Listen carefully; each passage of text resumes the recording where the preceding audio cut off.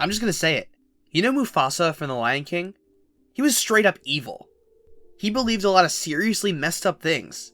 Like, he said to Simba that they have the natural born right to rule over all the land, and they can do whatever they want just because they're at the top. Even murder. That's right, Mufasa believes that he can murder anybody he feels like just because he's the king. How horrible is that? You know what? I'm glad Mufasa died. Was that, you want to see the clip from the movie where he says that? Oh no, you don't need that. Just trust. Dad, don't we eat the antelope? Yes, Simba, but let me explain. When we die, our bodies become the grass, and the antelope eat the grass. We are all connected in the great circle of life. You got me. What I've just done is create a straw man argument, and it's something that you should probably know about.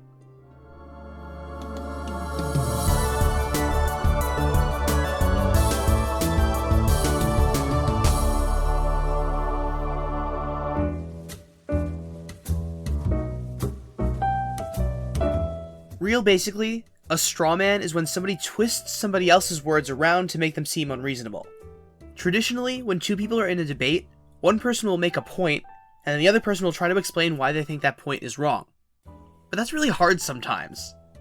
Let's say I'm in an argument with someone, and I really want to win, but the other person is making some really convincing points. If I try to argue against what they're saying, I might lose. So instead, I might decide to go the sneaky, underhanded route. Instead of arguing against what they actually said, I could pretend they said something else, a lot stupider, and argue against that. That's why it's called a straw man. It's a lot easier to beat a limp dummy made of straw than an actual person. Here's another quick example. Another rainy day. I wish it wouldn't rain so much. What are you talking about? If it never rained, then all the plants would die. Do you want all the plants to die? That's stupid. You're stupid. The first person was just saying that they didn't want it to rain right now. But the second person suddenly started talking about what would happen if it never rained. And that made it sound like the first person said they wish it never rained. Which is close to what they said, but is distinctly different and a lot easier to argue against. The tricky part about creating a straw man is that when you're arguing with someone, the straw man has to be believable. It has to sound similar to what the other person just said. You know what makes it a lot easier to pull off? When the other person isn't there.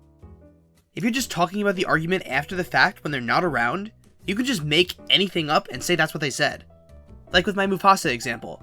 As soon as you see the clip, any idiot can realize that Mufasa never said murder is good. But I didn't show you the clip, not at first. If you weren't really thinking too hard about it, you might just assume that I'm telling the truth, and then start believing that Mufasa is evil. Hate this person. Because I told you to. Because you told me to! What's the point of a straw man though? Why do this? This clip from the movie Thank You for Smoking explains it pretty well. If I were to say to you, vanilla is the best flavor ice cream, you'd say, No, chocolate is. so you think chocolate is the end-all and be-all of ice cream, do you? I believe that we need freedom and choice when it comes to our ice cream, and that, Joy Naylor, that is the definition of liberty. But you didn't prove that vanilla is the best. I didn't have to. I proved that you're wrong, and if you're wrong, I'm right. But you still didn't convince me. It's that I'm not after you. I'm after them. It's not about convincing the other person that you're right. It's about getting other people on your side. Convincing your audience that you're right, that they should listen to you, and that anyone who disagrees with you is an idiot. That brings me back around to the topic I know best, fiction. Storytelling is the most powerful tool there is for changing people's beliefs. Watching good guys who believe one thing defeat a villain who believes the opposite thing is one of the most convincing arguments on the planet. Stories are very powerful, which means they can also be very dangerous. I want to take you back to a weird moment from my childhood. When I was a kid, I used to watch The Annoying Orange. Not the YouTube videos, no, I'm talking about the Cartoon Network show. Yeah, that existed. There was this episode where there were all these organic hippie foods. The main characters were getting along well enough with them, until this happened. What are these guys screaming about? I don't know. They say they want some Occupy. It sounds delicious. Now, even as a kid, I could feel that there was something wrong here, but I couldn't articulate it. Now I can. Look at this food protest. Take special notice of that sign, "We are the 99% fresh." This is clearly supposed to be a parody of the Occupy Wall Street protests that were going on at the time. See, we are the 99%. What were the organic foods protesting? Well, what do you want? Hey, Nick, what do we want? I thought you knew. I thought you knew. We really don't know, man. But if you don't give it to us, we're gonna yell some more. They're not protesting anything. They're literally complaining about nothing. That's not the case for the real-life protests. Occupy Wall Street was protesting wealth inequality, that the rich had too much money and the poor didn't have enough. However you feel about that belief, they're not complaining about nothing. Okay, sure, but why does any of this matter? Well, the organic foods are framed as the bad guys here. The kids watching are supposed to get mad at them and go, "Grr, they're complaining about nothing, that's so stupid and unnecessary." That image may or may not stick in their minds going forward. Then, sometime in the future, those kids might see Occupy Wall Street or some other protest, and when they do, they're more likely to think, oh, they're complaining about something stupid and unnecessary. Annoying Orange created a straw man of real-world protests that makes the very concept of protesting seem ridiculous, causing people watching to take protests less seriously. I don't want to overstate harm here. On its own, this is a pretty minimal subconscious effect. Seeing something like this one time probably isn't going to change most people's beliefs.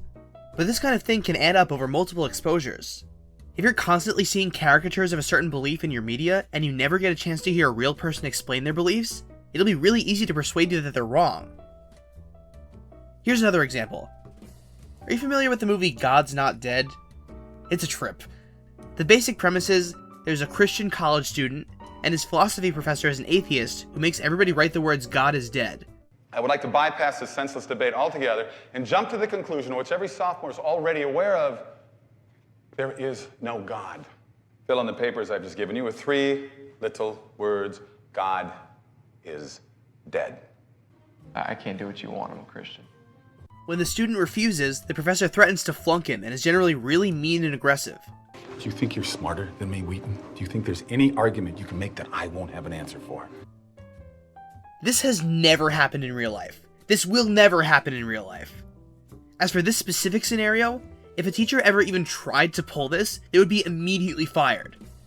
But more generally, atheists don't hate Christians like this.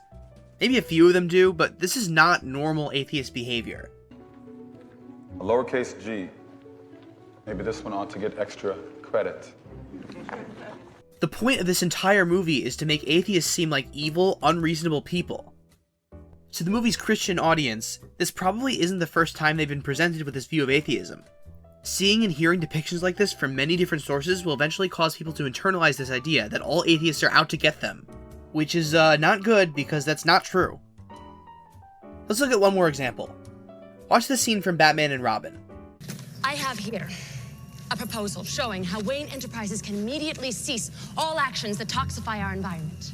Well, your intentions are noble, but no diesel fuel for heat, no coolants to preserve food. Millions of people would die of cold and hunger alone. Acceptable losses in the battle to save the planet? People come first, Dr. Eisen. Who's right? Batman or Poison Ivy? Batman, right? It's not worth killing millions of people to save the environment. Poison Ivy is completely crazy, right? Except there are people in the real world who have created plans for saving and protecting the environment. None of those plans involve killing millions of people. In fact, generally, helping the environment would save a lot of people by improving their health and safety. The stuff Poison Ivy is saying is a twisted strawman version of what real environmental advocates say, except way stupider. So people watching this movie see Poison Ivy, an environmental advocate, propose this totally insane idea. Then later, when they hear real scientists talk about plans to save the planet, they're primed to assume that those plans will be stupid, unrealistic, and even dangerous. Again, if this only happened once, it wouldn't be such a big deal. But once you start looking, you might notice that there are tons of movies with environmentalist bad guys. Dozens of stories that portray people who want to help the environment but take it to the extreme and hurt people in the process. Decades of stories like this have conditioned a lot of people to think that anyone who cares about saving the planet is an idiot who cares more about trees than people. The same plants and flowers that saw you crawl from the primordial soup will reclaim this planet, and there will be no one to protect you. Is any of this intentional? Are movie makers trying to brainwash us? That's a conversation for another day. But this is the danger of stories like this. It's not like a real person can pause and say to you, actually that's not accurate, here's what we really believe.